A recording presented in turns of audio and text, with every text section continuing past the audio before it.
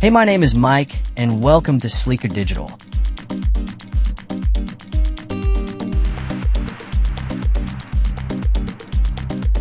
This is Lesson 4 of WooCommerce, creating a seamless checkout experience.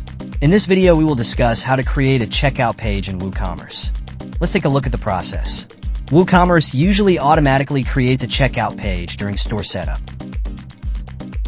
If we go to all pages, you can see the checkout page is already created. So we have to assign the checkout page, which is already created, to WooCommerce.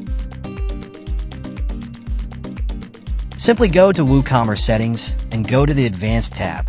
Here, you can see the option for checkout. By clicking on the checkout dropdown, write the page name checkout.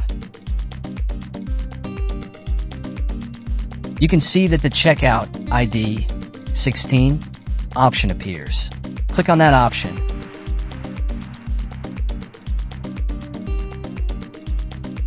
Now save the changes.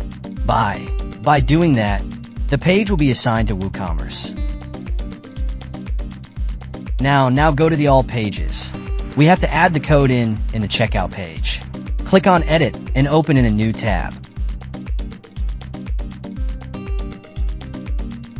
Here we have to add the short code of the checkout, which we have assigned the checkout to WooCommerce by the WooCommerce setting.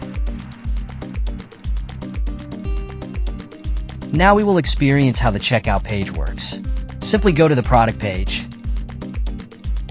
and select the color, select the attribute of the product and quantity of the product if you want. Click on Add to Cart.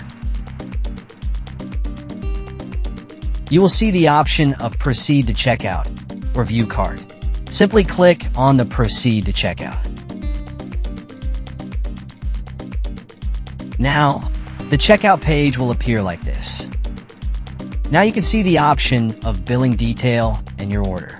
In the Billing Detail form, customers need to enter their detail and also need to enter their phone number and zip code.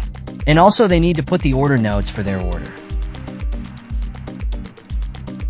And if the customer has a coupon code, they can just click on that option and enter the coupon code. By applying the coupon code, the discount will appear here. Now in your orders section, we can see the detail about the product. We can see the product title, the attribute of the product, the subtotal.